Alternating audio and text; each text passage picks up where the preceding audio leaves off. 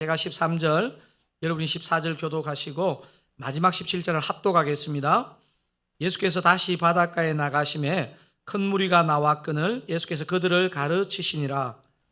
또 지나가시다가 알페오의 아들 레위가 세간에 앉아 있는 것을 보시고 그에게 이르시되 나를 따르라 하시니 일어나 따르니라.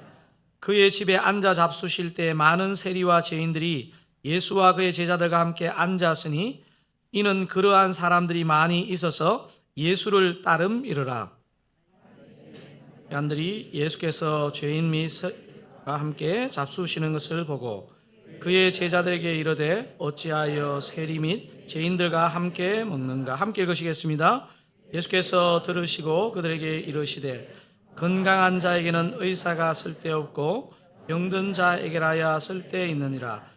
나는 의인을 부르러 온 것이 아니요 죄인을 부르러 왔노라 하시니라. 아멘. 모두 자리에 앉겠습니다.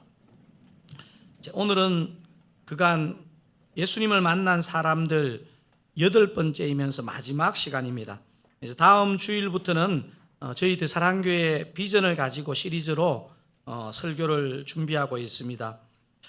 요즘은 사실 이런 뉴스나 드라마나 영화가 너무 많아가지고 사실은 놀라지도 않는데 어떤 일들 속에 크리스찬들이 문제가 되는 그런 것들이 영화나 드라마에 많이 등장하는 것 같습니다.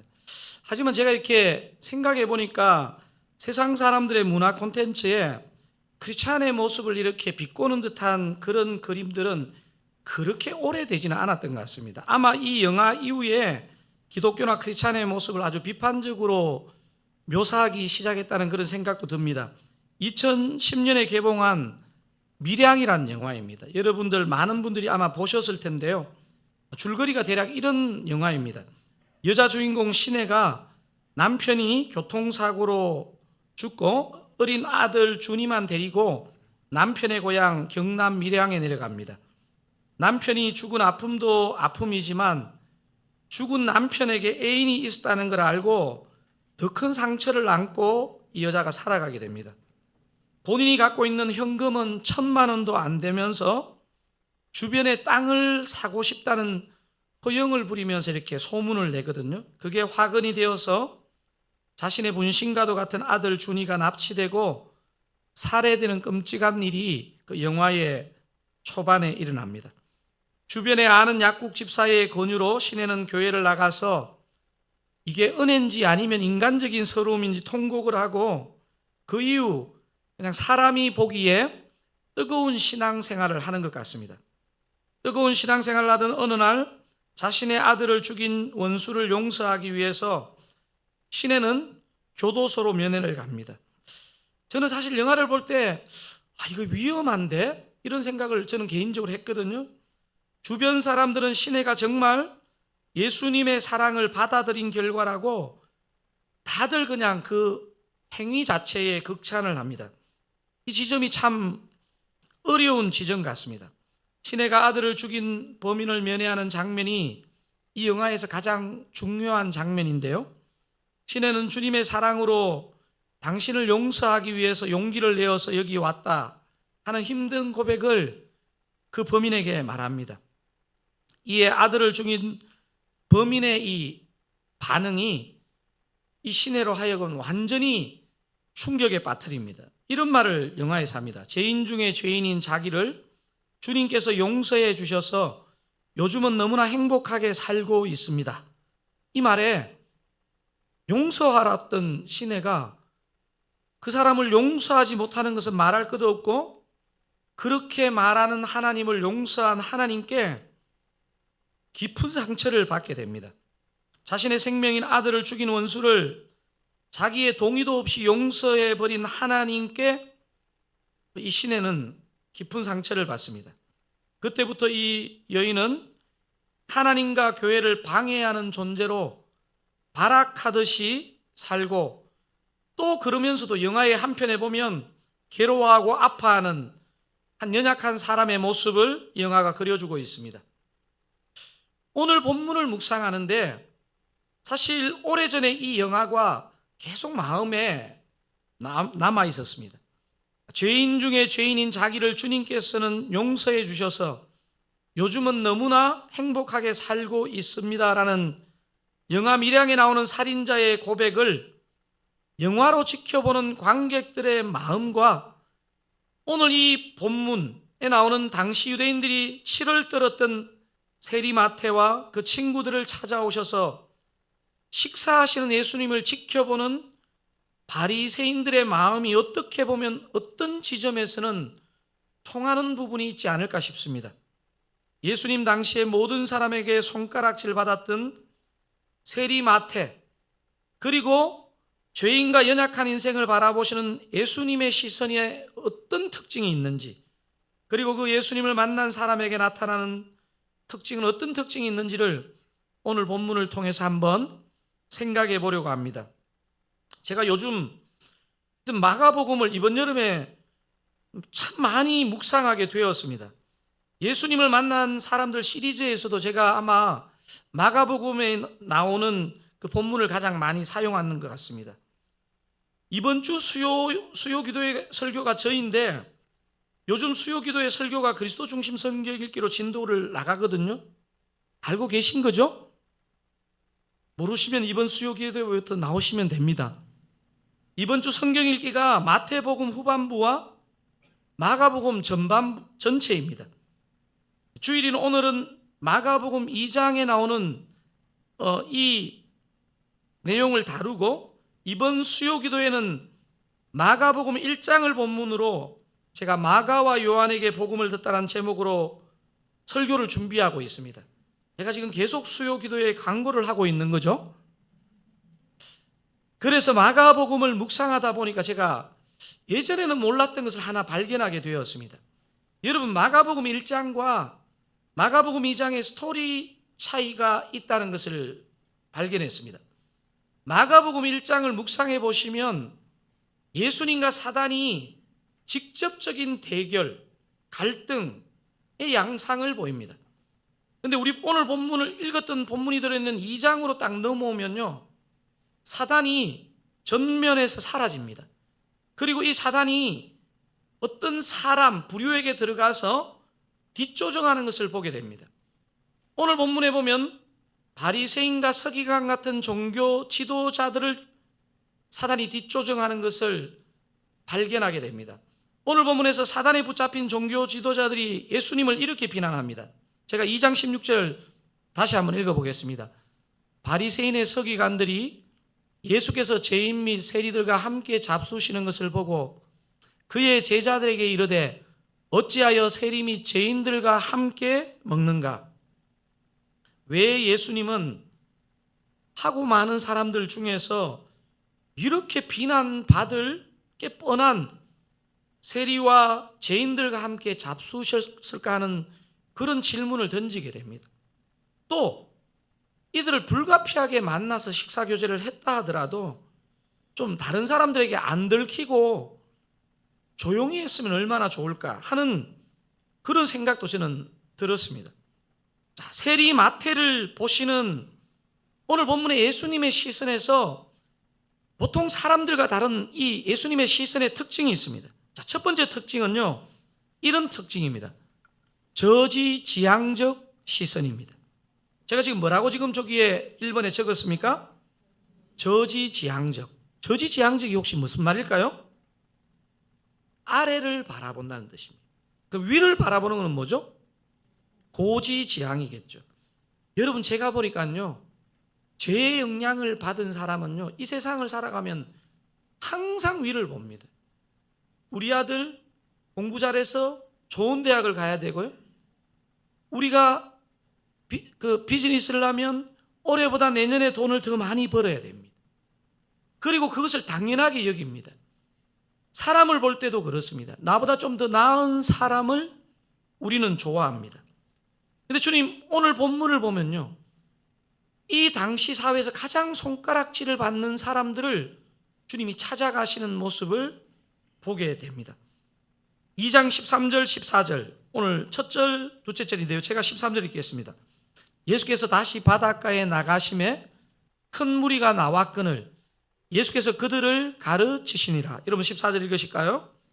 또 지나가시다가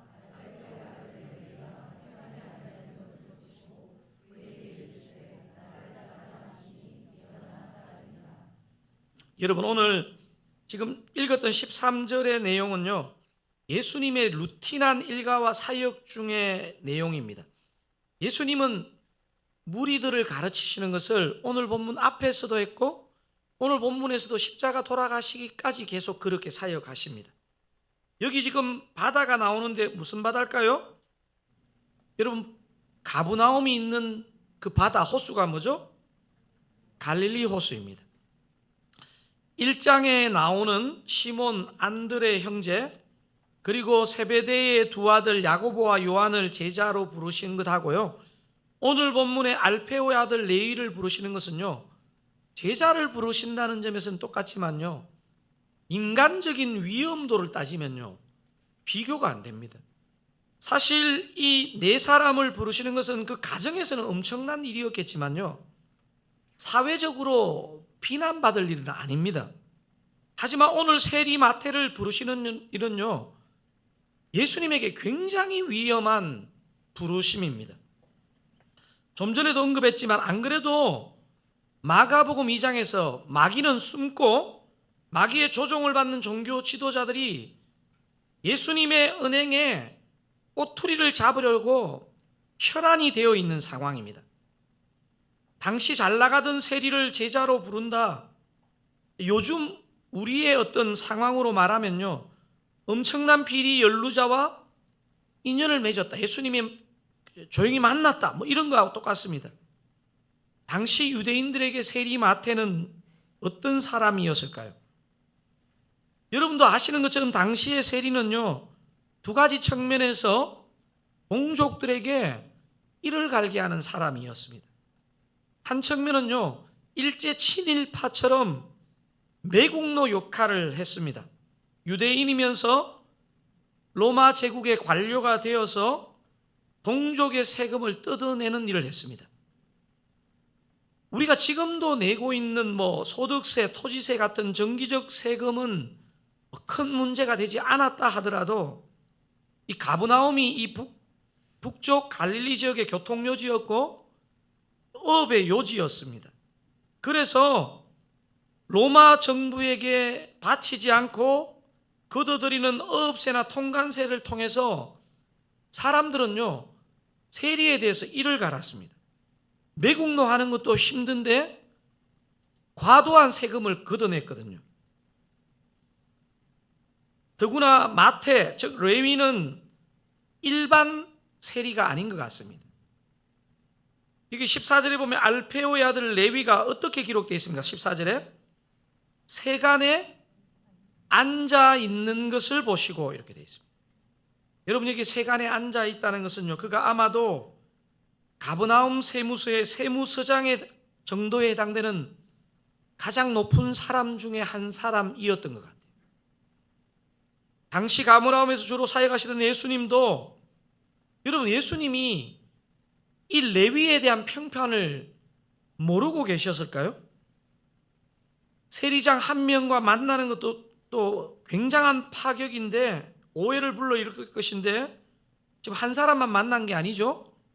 세리들, 죄인들과 함께 예수님이 식사 교제를 했다는 내용이 오늘 본문에 나옵니다. 여기 죄인들이라 하면, 여러분, 여기 죄인들이라는 표현이 뭘 말할까요? 여러분, 바리새인들에게 어떤 사람이 가장 죄인일까요? 바리새인들은요, 그들의 눈에 가장 죄인은 뭐냐면 자기들이 가장 의인이기 때문에, 의인의 기준과 죄인의 기준은 뭐냐면요, 율법을 잘 지키느냐, 율법을 지키지 않느냐입니다. 자기들은 가장 의인이고요, 율법을 지키지 않는 사람들을 말합니다. 이 장면이야말로요, 유대의 실권자들에게, 메인스트림에게 예수님이 딱 걸린 것입니다.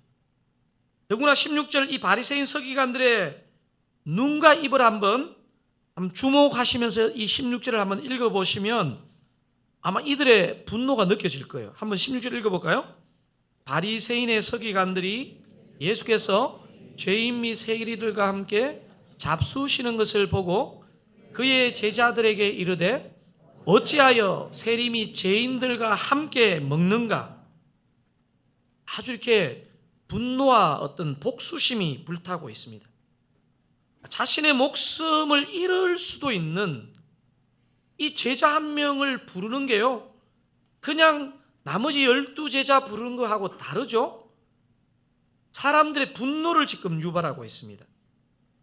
이게 어떻게 가능했을까요? 예수님의 시선은요, 기도할 때를 빼고는요 항상 아래쪽을 쳐다보았기 때문에 저지지향적이었습니다. 주님께서 저와 여러분을 보신 것도요, 바로 이 저지지향적 시선 때문에 저와 여러분을 보시고 부르신 것입니다. 저는 그렇게 여겨집니다. 우리 예수님께서 사람들에게 손가락질 받는 세리 마태를 부르신 것은 그분의 시선이 사람들과 달리 아래를 보고 있었기 때문에, 저지를 바라보고 있었기 때문에 가능했고, 그렇게 오늘 본문은 얘기하고 있습니다. 자, 그래서 사람을 바라보시는 예수님의 시선의 특징의 첫 번째가 뭐라고요? 저지지향적, 아래를 바라보는. 여러분, 사실 우리가 뒤에 가면 풀어가겠지만요, 우리가 예수를 믿는다는 것은요, 예수님의 이 시선을 따라가는 것이에요. 두 번째, 사람을 바라보시는 이 세리마태를 바라보시는 예수님의 시선의 특징이 뭐냐면요, 이렇게 표현할 수 있습니다. 어떻게 표현할 수 있습니까? 미래지향적입니다. 저처럼 평범한 목사라도요, 사람이 뭐라고 말하고 느끼는지 얼추 느낄 수 있습니다. 사람의 중심을 보시는 예수님께서 자기가 이 무리들을 만났을 때 어떻게 뒤에서 얘기할지 예수님이 모르시겠습니까? 평세리라도 이 시대에 엄청난 욕을 먹는데, 북부 갈릴리에서 가장 큰 도시 가브나움에서 세무서장을 하고 있었는데 그 사람과 그 사람의 친구와 식사를 한다. 이거는요 정말 유수감입니다. 유수감. 야, 사이비다, 사이비. 좀 전에도 다루었지만 아마도 이때부터 바리새인들과 서기관들은 예수님을 죽이고 싶었을 거예요. 제가 예전에 한번 마가복음을 바리새인의 시각에서 한번 이렇게 쭉 처음부터 끝까지 한번 본 적이 있거든요. 딱 보니까 이때부터 바리새인들은 예수님을 죽이고 싶었던 거예요. 아니, 이렇게 불경한 사람이. 이것은요, 예수님이 레위를 부르신 것은요, 목숨을 건 부르심이었습니다.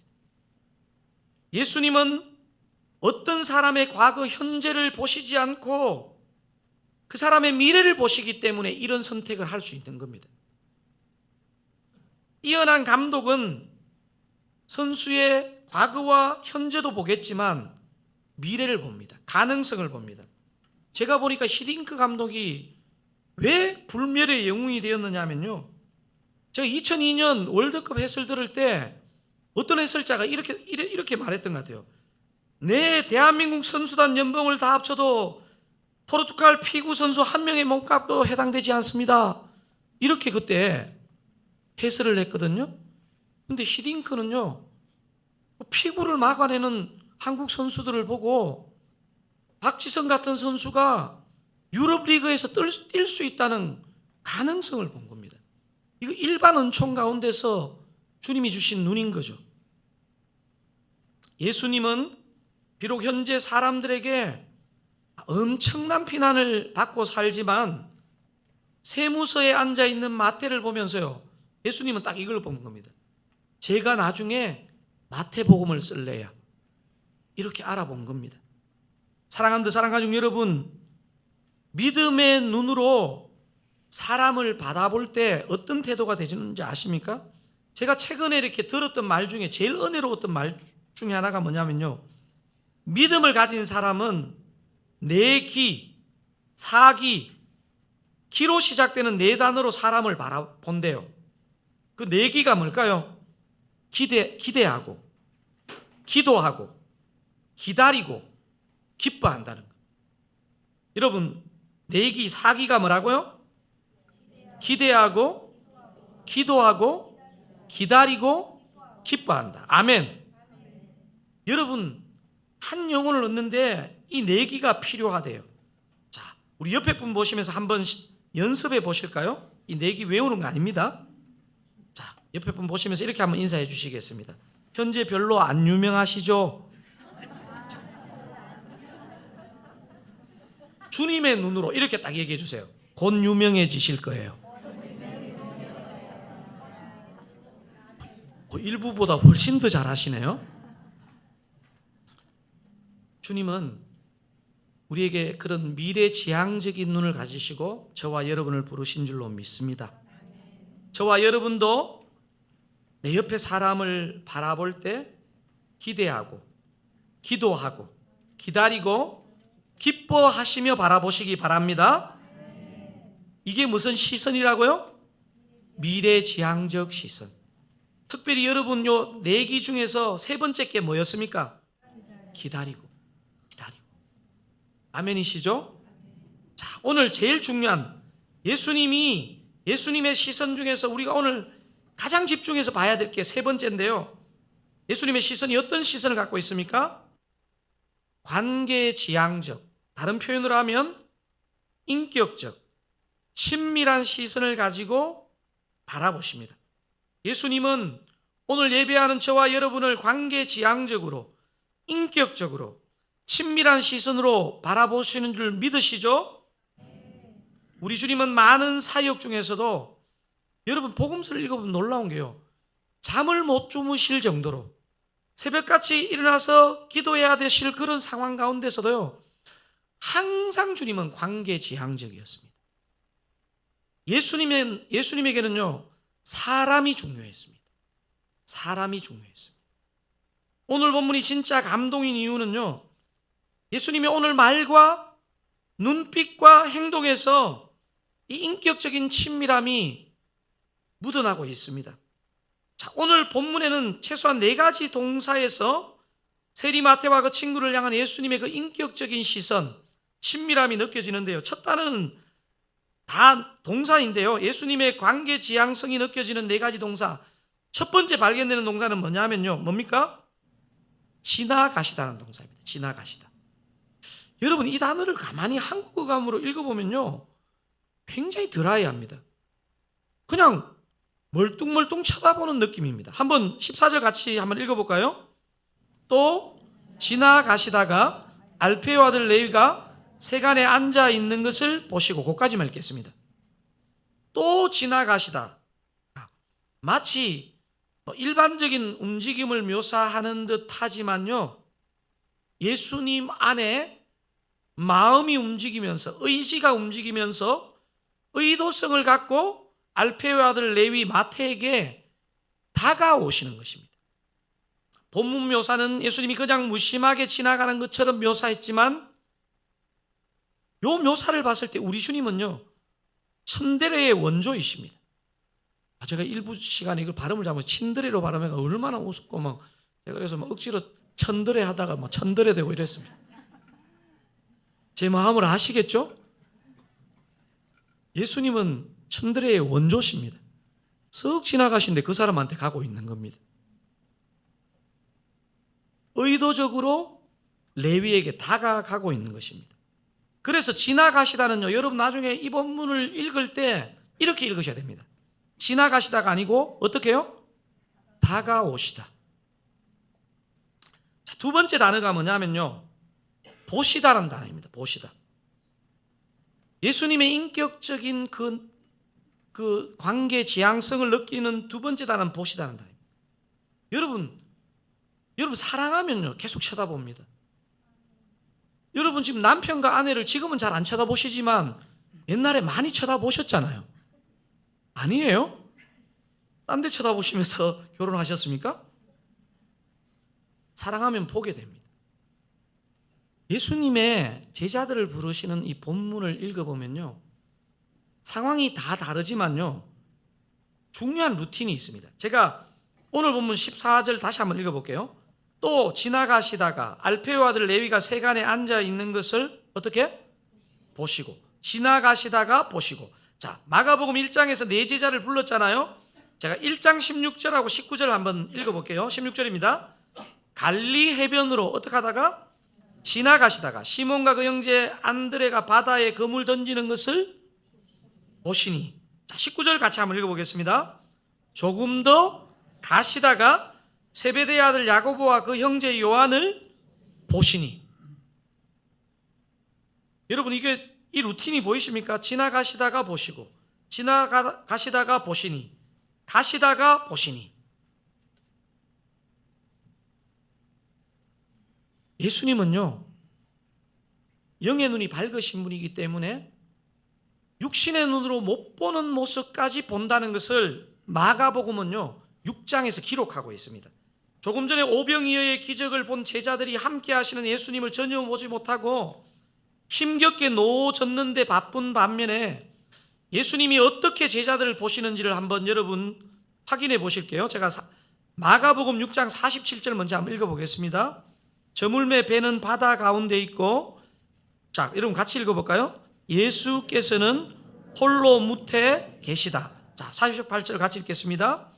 바람이 그스름으로 제자들이 힘겹게 노젓는 것을 보시고. 여러분, 지금 예수님은 물리적인 몸이 어디에 계십니까? 홀로 무태 계십니다. 그런데 지금 예수님은 뭐를 보고 계십니까? 제자들이 힘겹게 노젓는 것을 보시고. 저는 이 구절이 너무 은혜가 되는 것 같아요. 목사지만요, 믿음이 부족할 때가 많습니다.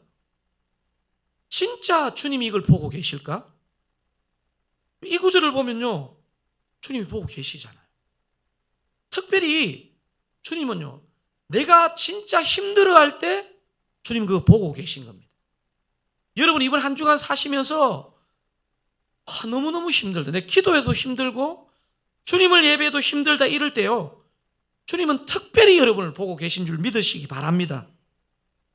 그래서 여러분, 오늘 예수님의 관계 지향성을 느끼게 하는 4가지 동사 중에 두 번째 동사는 보시다입니다. 자, 예수님은요 그냥 보시고 그래 내가 성부께 기도할게 이러고 말지 않습니다. 세 번째가 뭐냐면요, 따르라 하시다. 다른 말로 하면 뭘까요? 부르십니다. 자, 14절 제가 한번 읽어보겠습니다. 또 지나가시다 알페의 아들 레위가 세간에 앉아있는 것을 보시고 그에게 이르시되, 뭐라고 하십니까? 나를 따르라 하시니 일어나 따르리라. 여러분, 좀 이런 거 보면요, 이게 제자들은 노브레인인가? 도대체 이게 어떻게 이렇게 따라갔을까 생각이 들잖아요. 오늘 본문은 길게 하지 않지만요, 예수님의 그 어떤 음성, 예수님의 그 눈빛, 예수님의 그 모습 속에요, 아마 영적인 사랑과 영적인 건의를 느낀 것 같아요. 여러분, 우리가 복음서 읽을 때 오해하시면 안 되는 것은요, 예수님이 막 바쁘신 예수님이 막 지나가다가 그냥 한 명씩 막 찍어서 부르시는 것 같지만요, 인격체로서 그 영혼을 들여다보시면서 부르시는 겁니다. 그걸 알 수 있는 대표적인 증거가 이제 오늘 4번째 단어입니다. 따르라 하시고, 그 다음에 4번째 오늘 예수님의 친밀함을 느끼는 동사가 뭘까요? 앉아 잡수시다라는 단어입니다. 앉아 잡수시다. 자, 여러분, 이거는 2장 15절을 같이 한번 읽어보겠습니다. 그의 집에 앉아 잡수실 때에 많은 세리와 죄인들이 예수와 그의 제자들과 함께 앉았으니 이는 그러한 사람들이 많이 있어서 예수를 따름이르라. 자, 예수님이 그의 집에서 어떻게 했습니까? 앉아 잡수실 때에. 여러분들도 이거는 상식적으로 다 아시죠? 한국식으로 엉덩이를 깔고 앉거나 서양식으로 의자에 앉는 게 아니고, 유대인들은 어떻게 식사를 합니까? 비스듬히 누워서 식사를 합니다. 저는 목사지만 아직도 유대인들의 이 식사법이 이해가 됩니다. 이래가 소화가 되나? 예수님은 당시 유대인들이 그렇게 경멸하던 세리와 그의 친구들을 진짜 친구로 생각하고 여러분 식사를 했다는 사실입니다.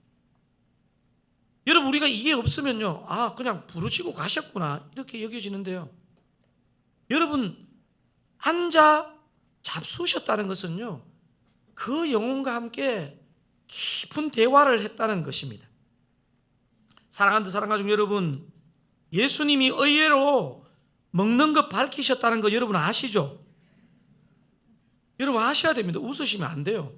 당시 사람들의 비난을 받으시면서도요, 저 같으면 체했을 것 같은데, 막 목에 넘어가지 않을 것 같은데, 우리 주님은 주눅 들지 않고 드셨습니다. 한번 마태복음 11장 19절을 제가 한번 읽어보겠습니다. 인자는 와서 먹고 마시매 말하기를 보라 먹기를 탐하고 포도주를 즐기는 사람이요 세리와 죄인의 친구로다 하니, 그렇게 기록되어 있죠. 심지어 예수님은요 부활하시고 성천하시기 전에 며칠 이 땅에 계셨죠? 40일 계시는 그 바쁜 시간에도요 먹는 걸 밝히신 분입니다. 확인해 보실까요? 요한복음 21장 12절 13절입니다. 우리 같이 한번 읽어보실게요. 잠도 깨우는 의미에서. 예수께서 이르시되 와서 조반을 먹으라 하시니 제자들이 주님이신 줄 아는 고로 당신이 누구냐 감히 묻는 자가 없더라. 예수께서 가셔서 떡을 가져다가 그들에게 주시고 생선도 그와 같이 하시니라. 재작년에 저희 교회에 여름에 오셔서 설교하셨던 대구 내일교회 이관영 목사님이 제가 대학부 시절에 저에게 1:1 양육을 했던 선배인데요. 이게 사람이 똑똑한 사람이 예수를 믿으면요 저같이 이런 사람들은 어려워요. 제 기억에 요한복음으로, 그것도 어떤 다른 텍스트도 없이 요한복음 본문으로 1:1 양육을 하는데 막 알아듣지를 못해서 너무 힘들었습니다. 눈에 불을 켜고 얘기하는데 저는 알아듣지를 못했던 거예요. 지금도 그때 그 관영 형님이 뭐라고 가르치시는지 기억이 안 나요. 근데 저에게 지금도 생생하게 기억나는 게 있습니다. 어느 주일날 저에게 형님이 이랬습니다. 오늘은 요한복음 공부 쉬고 교회 근처 만두집에 가자. 제가 만두를 먹는데 성령이 비둘기같이 임했습니다.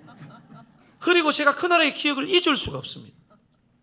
제가 그때 그 느낌 때문에요 복음서에서 예수님이 사람들과 식사하시는 부분은요 저한테 특별한 의미가 있습니다. 저는 오늘 본문을 묵상하면서 다시 결단합니다. 우리 주님처럼 먹는 걸 탐하는 목사가 아니라 먹사가 되어야겠다. 여러분 감동이 없으시네요. 저와 여러분이 우리 주님을 따라 함께 먹기를 탐하면 좋겠습니다. 먹기를 탐하심으로 주님과의 친밀함도 누리시고 지체들과의 친밀함도 누리시기를 우리 주님의 이름으로 축원드립니다. 오늘 세리 마태를 부르시는 본문을 통해 우리는 사람을 보시는 예수님의 시선 세 가지를 묵상했습니다. 여러분 기억나실까요? 세 단어. 어떤 시선을 주님이 갖고 계셨죠? 저지지향적. 좀 어렵죠 단어가. 그 다음에 두 번째 뭡니까? 미래지향적. 세 번째는 뭡니까? 관계지향적. 동의어가 뭐가 있죠? 인격적, 친밀한 그런 시선을 가지고 영혼을 바라보죠. 저는요 이 시선을 바라보는데 안 바뀔 사람이 누가 있겠습니까? 저는 말이 필요 없이 예수님의 그 눈을 보고 예수님의 그 마음을 느끼면요 사람이 바뀌게 되어 있습니다. 그리고 바뀐 사람들에게 나타나는 가장 두드러진 특징, 예수님을 만난 사람들의 특징 첫 번째는요 이런 특징을 갖고 있습니다. 잔치 같은 기쁨을 누린다. 뭐를 누린다고요?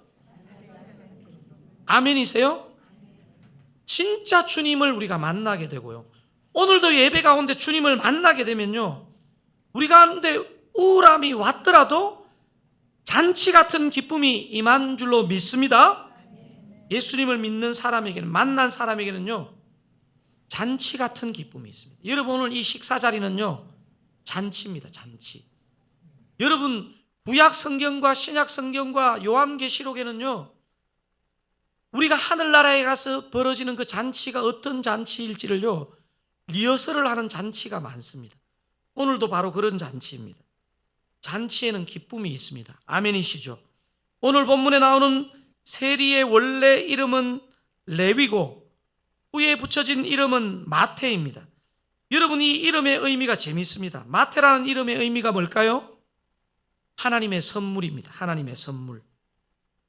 하나님의 선물 같은 기쁨을 이 마태는 받았습니다. 레위라는 이름의 의미는 뭘까요? 친밀한 자, 친구라는 의미입니다. 레위는. 저와 여러분은 주님이 친밀함을 나타내준 친밀한 자, 친구인 것을 여러분 잊지 마시기 바랍니다. 하나님의 선물을 받은 자인 것을 잊지 마시기 바랍니다. 하나님의 선물을 받은 자, 주님의 친구인 자가 저와 여러분입니다. 저와 여러분에게 뭐가 있겠습니까? 잔치 같은 기쁨이 있습니다. 사랑하는 사랑하는 가족 여러분, 저와 여러분에게 잔치 같은 이 기쁨이 충만하기를 주님의 이름으로 축원드립니다.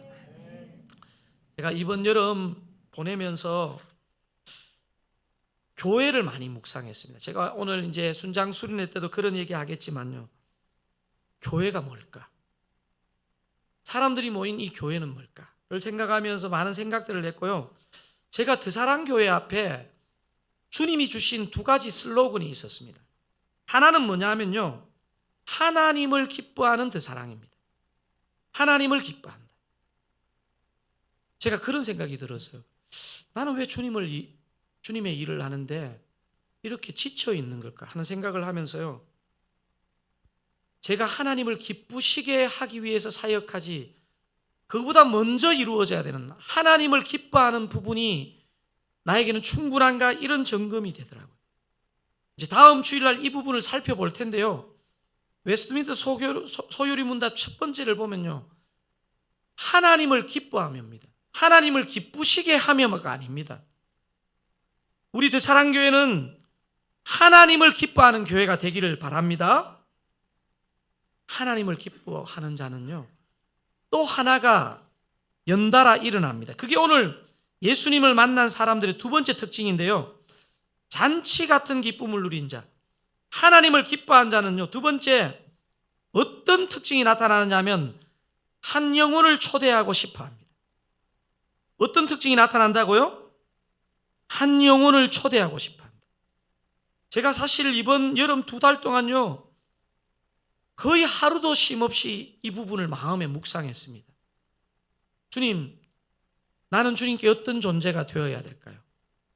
주님께서 허락해 주신 드사랑교회는 주님께 어떤 교회가 되기를 주님 기뻐하십니까? 주님이 저에게 선명하게 주셨는 두 가지. 하나는 하나님을 기뻐하고 다른 하나는 한 영혼을 기뻐하는 교회가 되면 좋겠다. 이게 저에게 주셨던 주님의 확신입니다. 여러분, 그래서 제가 여러분 자막으로 여러분 앞으로 이제 홈페이지에 들어가 보면 드사랑교회 이름 앞에 이게 이제 꼭 들어가 있을 겁니다. 같이 우리 한번 큰 소리로 한번 읽어볼까요? 하나님을 기뻐하고 한 영혼을 기뻐하는 드사랑교회. 제가 하나님을 기뻐하고를 먼저 읽어보겠습니다. 여러분이 한 영혼을 기뻐하는으로 화답하시고 드사랑교회는 같이 읽어보겠습니다. 자, 해보겠습니다. 하나님을 기뻐하고 영혼을 기뻐하는 드사랑교회. 아멘.